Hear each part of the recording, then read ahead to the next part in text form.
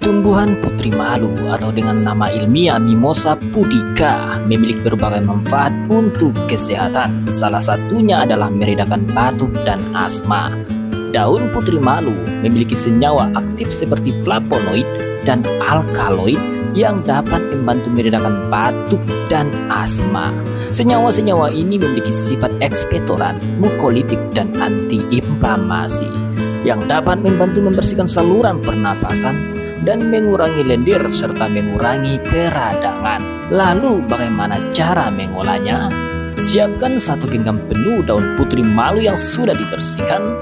Kemudian rebus dengan 600 ml air hingga tersisa 1 gelas. Minumlah air rebusan putri malu 1 kali sehari dan rasakan manfaatnya.